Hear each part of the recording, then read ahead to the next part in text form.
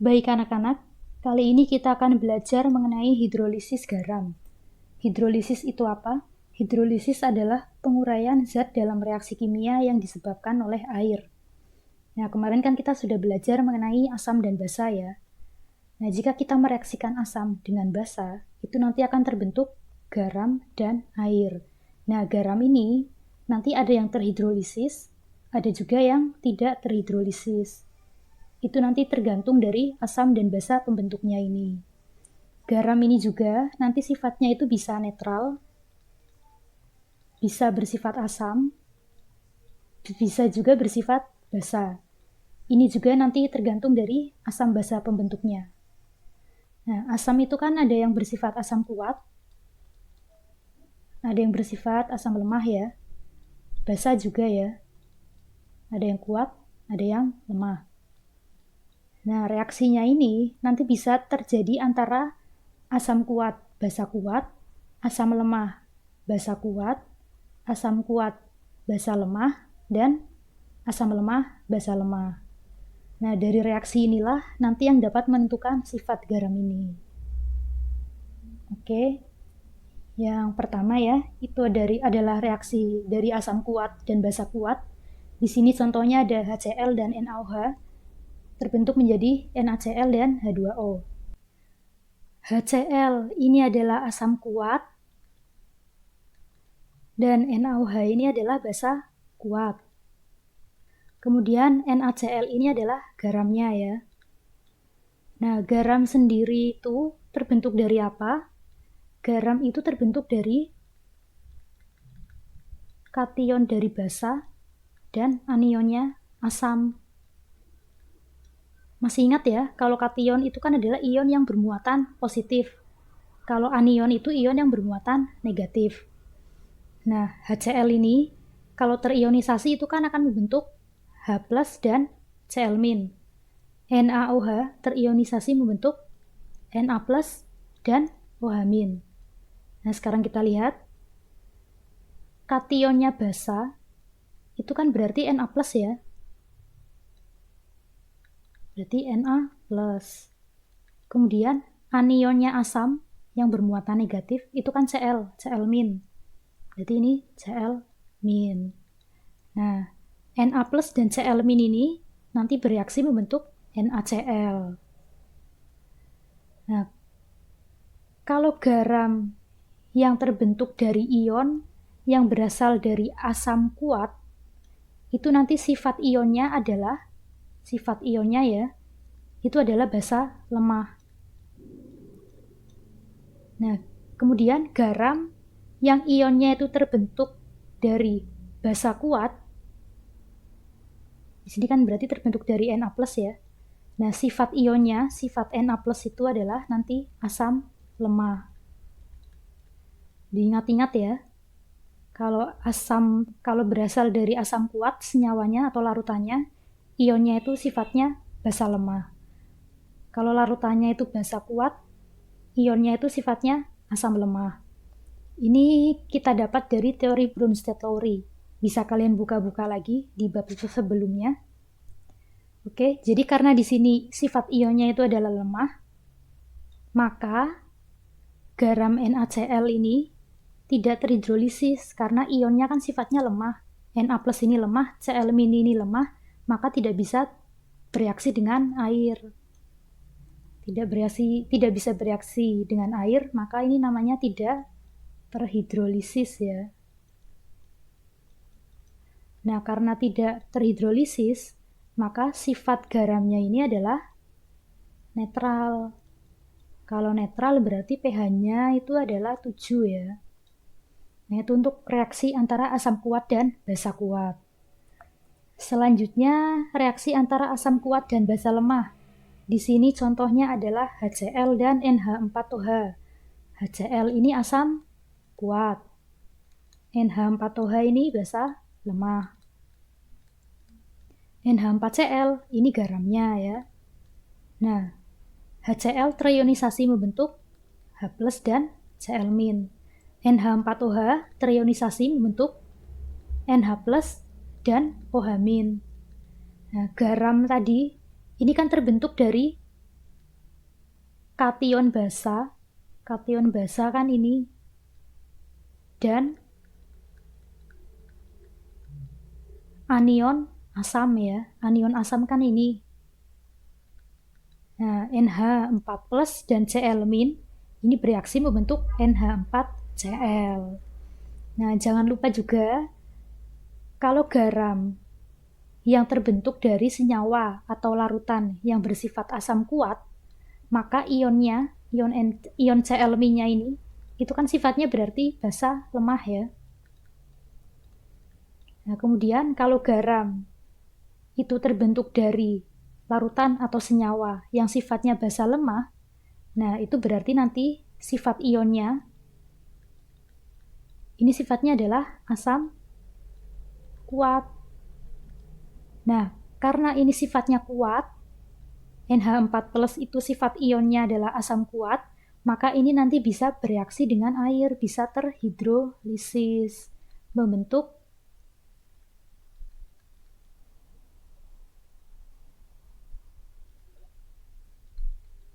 NH4OH, NH4OH dan H+. Nah, karena Cl- ionnya ini sifatnya adalah lemah, basa lemah ya, maka ini tidak bisa bereaksi dengan air atau tidak terhidrolisis. Nah, karena di sini ada yang terhidrolisis, ada yang tidak, makanya ini disebut hidrolisis sebagian. Karena hanya sebagian saja yang terhidrolisis, atau disebut juga hidrolisis parsial. Nah, sifat garamnya bagaimana? Ini kan di sini terbentuk H+ ya. Nah, karena terbentuk H+, maka sifat garamnya ini adalah asam. Jadi pH-nya berarti kurang dari 7. Itu untuk reaksi antara asam kuat dan basa lemah. Kemudian selanjutnya itu antara asam lemah dan basa kuat. Di sini contohnya ada CH3COOH dengan NaOH membentuk CH3COONa dan H2O. CH3COOH itu kan asam lemah. NaOH adalah basa kuat. CH3COONa ini garamnya ya. CH3COOH itu terionisasi membentuk CH3COO- dan H+ ya. Kemudian NaOH itu terionisasi membentuk Na+ dan OH-. Nah, garam itu kan terbentuk dari kation basa. Kation basanya ini berarti Na+ dan anion asam. Anion asam berarti CH3COO-. Nah, ingat-ingat ya. Garam yang ionnya itu terbentuk dari larutan atau senyawa asam lemah, berarti sifat ionnya nanti ini kuat ya. Berarti ini sifat ionnya adalah basa kuat. Nah, garam yang ionnya itu berasal dari basa kuat, sifat ionnya itu nanti lemah ya, berarti ini sifatnya asam lemah ionnya. Nah, karena ini sifatnya lemah ya, berarti ini tidak bisa terhidrolisis. Tidak bisa. Nah, ini karena ini sifatnya kuat, maka ini bisa terhidrolisis, bisa bereaksi dengan air, membentuk CH3COOH dan OH-. Nah, begini. Nah, karena ini ada yang terhidrolisis, ada yang tidak, maka ini disebut hidrolisis sebagian atau hidrolisis parsial ya. Nah, kemudian di sini kan terbentuk OH-. Ini. Nah, maka sifat garamnya itu adalah basa karena OH- ya. Berarti pH-nya itu lebih dari 7. Itu reaksi antara asam lemah dan basa kuat. Nah, kemudian Di sini terakhir, reaksi antara asam lemah dan basa lemah. Contohnya ada HCN dan NH4OH membentuk NH4CN dan H2O. HCN ini asam lemah ya. Asam lemah. NH4OH ini basa lemah. NH4CN ini adalah garamnya. HCN terionisasi membentuk H+ dan Cn-. NH4OH terionisasi membentuk NH4+ dan OH-. Nah, garam tadi itu kan terbentuk dari kation basa, di sini berarti NH4+ dan anion asam. Anion asamnya ini adalah Cn-. Nah, karena ini garamnya itu terbentuk dari senyawa atau larutan yang sifatnya asam lemah, maka ion pembentuknya itu sifatnya kuat ya. Ionnya itu sifatnya basa kuat. Nah, kemudian ini karena garam ini terbentuk dari senyawa atau larutan yang bersifat basa lemah, maka ion pembentuknya ini, sifat ionnya ini berarti kuat ya, berarti ini sifatnya asam kuat. Nah, karena dua-duanya itu sama-sama kuat, maka dua-duanya itu terhidrolisis, semuanya itu terhidrolisis. Bisa bereaksi dengan air semua. Ini NH4+ dengan H2O menjadi NH4OH dan H+. Ini Cn- dengan H2O membentuk HCN dan OH-. Nah, karena ini dua-duanya terhidrolisis, semuanya terhidrolisis, itu maka disebut hidrolisis total. Nah, kemudian di sini kan terbentuk H+ dan OH- ya. Nah, seperti yang kita tahu, kalau asam lemah itu kan punya nilai Ka. Jadi, semua asam lemah itu memiliki Ka.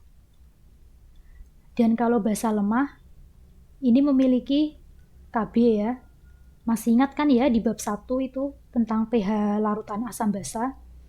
Nah, sifat garamnya ini nanti bagaimana? Sifatnya itu nanti tergantung ini, harga Ka dan Kb-nya. Jadi kalau Ka-nya itu lebih besar dari Kb, berarti nanti pH-nya itu akan kurang dari 7, berarti sifatnya nanti asam ya. Nah, tapi kalau Ka-nya itu kurang dari Kb, berarti nanti pH-nya itu sifatnya akan lebih besar dari 7. Sifat larutannya berarti basa. Nah, kalau nilai Ka-nya itu sama dengan Kb, pH-nya itu berarti nanti 7. Dan sifat larutannya itu adalah netral. Jadi begitu kalau reaksi antara asam lemah dan basa lemah. Untuk contoh soalnya di sini ada KCN ya. Misal di sini ada garam KCN. Kemudian ditanyakan asam pembentuknya itu apa? Kemudian basa pembentuknya itu adalah apa? Kemudian reaksi hidrolisisnya itu bagaimana? Kemudian ditanyakan juga sifat garamnya bagaimana. Nah, KCN itu kan terbentuk dari ion K+ dan Cn-. K+ ini kan berarti kation. Kalau dari kation itu berarti berasal dari larutan basa ya. Kemudian Cn- ini kan anion. Nah, berarti ini adalah asamnya. Nah, seperti kita ketahui, basa apa yang mengandung ion K+? Basa yang mengandung ion K+ itu adalah basa KOH ya. Kemudian asam yang mengandung ion Cn- itu adalah asam apa? Asam HCN ya. Nah, berarti asam pembentuknya itu adalah HCN, basa pembentuknya adalah KOH. Nah, seperti yang kita tahu, KOH itu kan sifatnya adalah basa kuat. Kemudian HCN itu sifatnya kan adalah asam lemah. Nah, diingat-ingat kembali, garam yang ion pembentuknya itu berasal dari basa kuat, maka sifat ionnya itu adalah lemah ya. Sifat ionnya ini adalah lemah, asam lemah. Kemudian kalau ion pembentuknya itu berasal dari asam lemah, ini CN- kan terbentuk dari asam lemah, maka sifat ionnya itu adalah kuat ya. Maka ini sifatnya adalah basa kuat. Nah, karena ini sifatnya lemah, maka ini tidak terhidrolisis. Sedangkan ini karena sifatnya kuat, maka CN- ini terhidrolisis. Membentuk HCN dan OH-. Nah, kalau yang ditanyakan reaksi hidrolisis itu nanti kalian tulis yang terhidrolisis saja. Ini kan yang terhidrolisis CN-nya. Berarti yang ditulis CN-nya saja ya. Untuk HCN dan OH-. Nah, sifat garamnya bagaimana? Nah, karena ini terbentuk OH-, OH- kan berarti basa. Maka sifat garamnya itu adalah basa. Dan pH-nya itu berarti kalau basa itu lebih dari 7 ya. Nah, hidrolisisnya ini termasuk hidrolisis apa? Karena yang terhidrolisis hanya satu, maka ini namanya hidrolisis parsial ya. Hidrolisis parsial atau hidrolisis sebagian. Kemudian contoh yang kedua, misal di sini ada garam BaNO3 2 kali. Sama yang ditanyakan, jadi asam pembentuknya itu apa? Kemudian basa pembentuknya apa? Reaksi hidrolisisnya bagaimana? Kemudian sifat garamnya bagaimana? Nah, BaNO3 2 kali itu kan terbentuk dari Ba2 plus dan 2NO3- ya. Nah, ini kan plus kation. Kalau kation berarti ini adalah basanya. Ini min berarti anionnya, maka ini adalah asamnya. Nah, basa apa yang terbentuk dari ion Ba2 plus? Basa apa? Ya, BaOH 2 kali ya. Kan ini kan terionisasi membentuk Ba2 plus, ya kan? Nah, kemudian asam apa yang terbentuk dari NO3-, ion NO3-. Itu adalah asam HNO3 ya. Nah, jadi ini reaksinya itu adalah di sini ya, saya tulis di sini. Jadi kalau seperti ini kan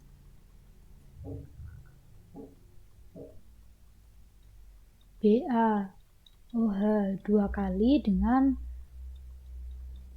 HNO3 ya. Nah, seperti kalian lihat,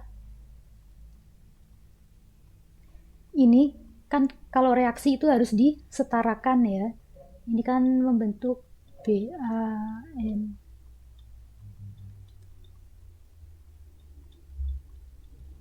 Karena reaksi itu harus disetarakan, maka di sini kita lihat Ba-nya sudah 1, NO3-nya di sini 2, di sini ada 1, berarti di sini kita kalikan 2. Kemudian O-nya ada berapa? Ini 1, 2. Ini berarti 2 ya di sini. Hanya kan ada 4. Nah, berarti reaksi setaranya kan begini. Berarti asamnya itu kan berarti dari asam HNO3 ini. Paham ya?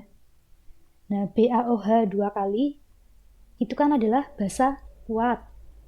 Kemudian HNO3 ini juga asam kuat. Nah, seperti kita sudah ketahui, kalau garam yang ion pembentuknya itu berasal dari basa kuat, maka sifat ionnya ini adalah lemah ya. Maka Ba2+ ini sifatnya lemah. Sifat ionnya itu asam lemah. Kemudian NO3- ini karena ini terbentuk dari asam kuat, maka sifat ionnya lemah ya. Ionnya ini sifatnya basa, lemah. Nah, karena ini sifat ionnya lemah, maka ini tidak terhidrolisis. Jadi reaksi hidrolisisnya tidak ada ya. Ini asam pembentuknya berarti adalah HNO3, basa pembentuknya berarti BaOH 2 kali. Nah, sifat garamnya bagaimana? Kalau ini antara basa kuat dan asam kuat, berarti sifat garamnya adalah netral. pH-nya berarti 7. Nah, karena ini tidak ada yang terhidrolisis, maka ini berarti tidak terhidrolisis ya.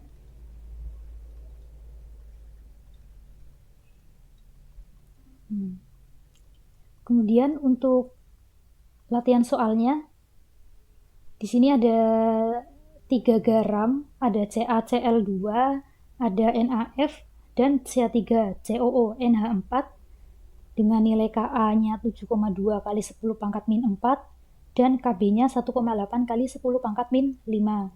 Nah, di sini kalian tentukan asam basa pembentuknya. Ya, jadi CaCl2NaF dan CH3COONH4 ini asam pembentuknya apa, basa pembentuknya apa. Kemudian tulis reaksi hidrolisisnya kalau mengalami reaksi hidrolisis. Nah, kemudian kalau garam tersebut itu diuji dengan kertas lakmus, maka nanti perubahan warnanya bagaimana? Jadi nanti kan ini CaCl2 misal dengan lakmus merah, nanti warnanya apa? Kemudian dengan lakmus biru, nanti warnanya apa? Sama dengan ini ya, dengan lakmus merah itu nanti warnanya apa, dengan lakmus biru nanti apa. Ini juga sama. Yaitu nanti kalian kerjakan, langsung jawabannya saja, kemudian dikirimkan bisa melalui Telegram atau WA saya ya. Ya, demikian untuk materi minggu ini. Sekian dulu, jika ada salah saya mohon maaf. Terima kasih.